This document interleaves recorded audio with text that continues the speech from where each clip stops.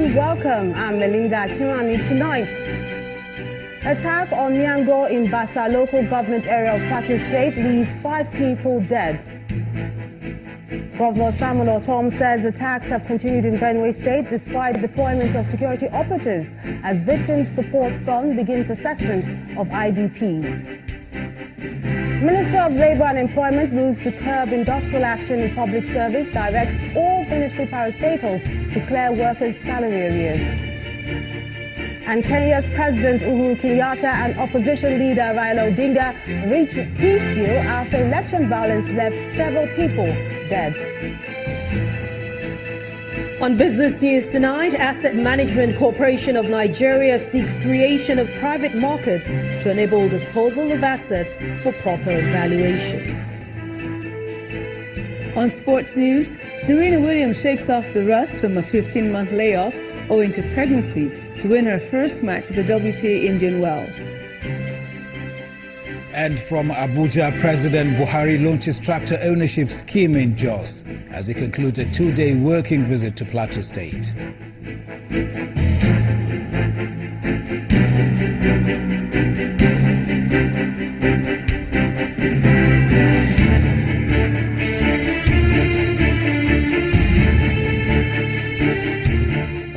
Security in Plateau State as 5 people have been confirmed dead after an attack by suspected herdsmen at Miango in Bassa local government area.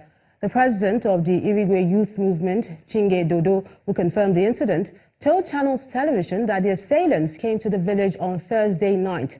2 people died on the spot, while 3 others died in hospital. The victims include 3 family members comprising 16-year-old twin brothers and their 6-year-old sister. Our division at Bassa received an information that some unknown gunmen attacked a village by name Nzaruvo in Miango district, and this resulted into the death of 5 people.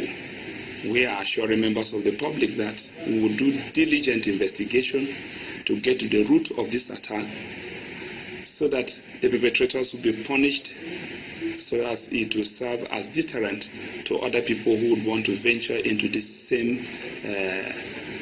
crime. We are also appealing to the Irigwe people not to take laws into their hands, so that we would know exactly how our investigation is going. If there is a reprisal attack, it will be difficult for us to carry out the diligent investigation. Meanwhile, in Benue State, the Victim Support Fund, VSF, has begun an assessment of the public infrastructure destroyed over there. The executive director of the fund, Dr. Sunday Ochoche, briefed Governor Samuel Ortom in Makurdi, the state capital, about his team's mission to visit crisis-prone areas to evaluate which schools and hospitals require immediate attention. Burned out food crops, homes and other belongings, the aftermath of the vicious attack on Omusu community by suspected herdsmen. The mass exodus of frightened residents completes the bleak picture of displacement. The situation has once again attracted a delegation from the Victim Support Fund, who have arrived in the state on a mission to help rebuild critical infrastructure. We will be going around a number of the places in the next 3 days to see how much we can cover, and we assure you that when the report is submitted to the committee, quick decisions will be made as to the level and the scale with which we will support. The governor asked the team to visit the over 170,000 displaced persons who have been lucky enough to escape being murdered but are living on the edge. We have over 170,000 IDPs as I talk to you today. we're still counting because the attacks are still going on. Killings are still taking place. Following the latest killing of 25 residents of a Musu community, the police commissioner confirms that some arrests have been made in connection with the attack. The suspects arrested in connection with the incident are 4. While at the moment, we've put a lot of measures in place to ensure that everything stabilized. The intervention of the VSF and other humanitarian organizations is coming at the right time and will go a long way towards providing some relief for the victims displaced by a conflict that has refused to go away. How to reduce cases of industrial actions appear to be top on the agenda of the Minister of Labour and Productivity, Senator Chris Ngige. To achieve this, he has asked the board of parastatals under his ministry to clear all salary arrears of workers. The minister was speaking during the inauguration of the board members in Abuja. Several unresolved labour matters bordering on workers' welfare have made some government employees to protest on the streets, calling on the government to urgently address their plight. As part of efforts to reduce the number of industrial actions, the Minister of Labour and Employment, while inaugurating board of parastatals under his ministry, charges them with the responsibility of caring for the welfare of workers. You also to ensure that all outstanding allowances due to workers are cleared promptly as soon as possible. It is obvious that the challenge before the boards of this establishment is one of re-engineering and developing new strategies and suitable modalities for translating broad objectives of government to tangible improvement in the lives of our citizens. In addition, members of the newly inaugurated boards are also to serve as government watchdogs in their various offices. I want to urge you, all those people that are going to be sworn in today, that you must justify the trust and confidence reposed in you. And the only way you can do that is to ensure that the right things are done. The only way you can do that is to ensure that you work hard at moving the parastatals forward. It is pertinent to remind you at this juncture that the administration has zero tolerance for corruption. Your commitment to the realization of the specific mandate of your board and the broad social objectives of the present Muhammadu Buhari administration will more than justify your nomination to these boards. Issues of unpaid salaries as well as allowances to workers have led to protests in the past. It is anticipated, however, that the boards inaugurated by the Minister of Labour will reduce these going forward. Contractors who do a shoddy job while handling federal road projects are at risk of losing their contract. The Minister of Power, Works and Housing, Mr. Babatunde Fashola, mentioned this when he inspected the Kaduna Bypass Road project in Jukun local government area. The vision of a massive stretch of road that extends from the Kaduna metropolis as a gateway to the Federal Capital Territory and other northern states has stalled for over 15 years. The contract was initially awarded by the Olusegun Obasanjo administration in 2002 to an indigenous construction firm at a cost of 16 billion naira.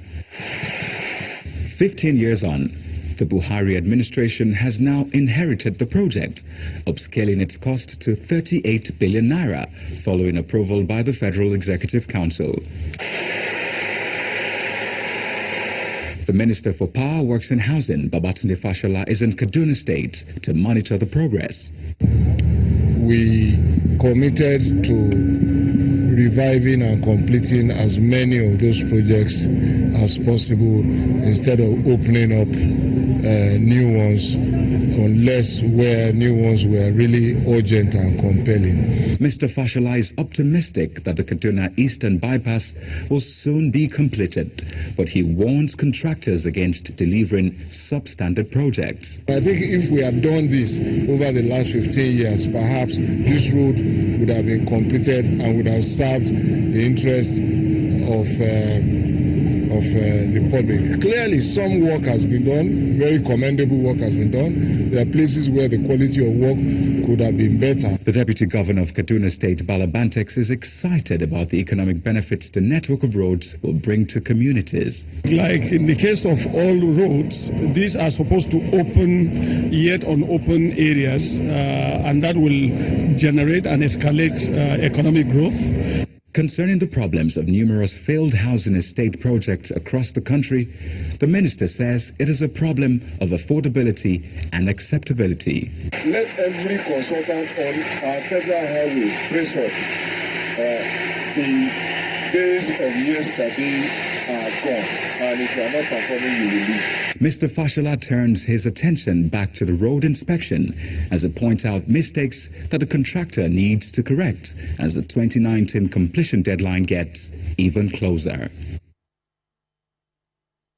To health matters now. Niger State has the lowest immunization coverage in the country, and this is coming from the Chief Executive Officer of Global Alliance for Vaccination and Immunization, Mr. Seth Berkley. He revealed this during a visit to the state to meet with the government and traditional rulers to seek their support in addressing this issue of non-compliance.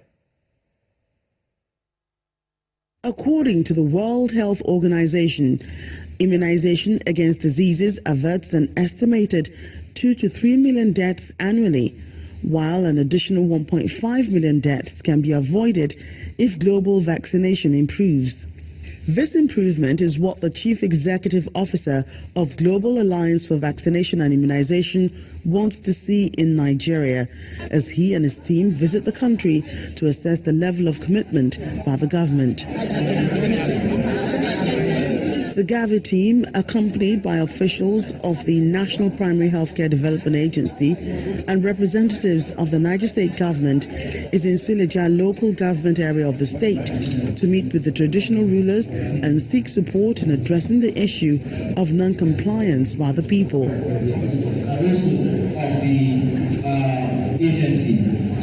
The coverage rate in Nigeria is lower than it should be, and as a result, children in Nigeria are dying from these diseases unnecessarily.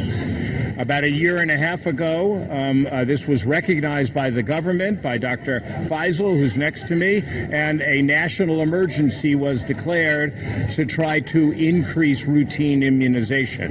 This visit was part of that discussion to see the progress that's being made and also to sensitize political leadership and, of course, traditional leadership to the importance that is here.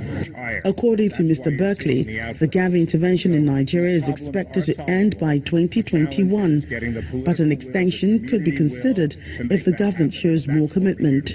The decision that will be made on whether Gavi can continue to provide support after 2021 will be based upon the commitment that's been shown by the government and the improvement that is done. The Federal Ministry of Health and the National Primary Healthcare Development Agency, working with development partners, took a stance and say, unlike in the past when we see coverage surveys that showed that we're not doing enough, we're not reaching our kids, for the very first time last year, we accepted the results. For the Commissioner of Health, there's a zeal to change how the local people perceive immunization. And that the time has come for us to do real evaluation, get real results, and know where we are. And that's the first step of showing commitment.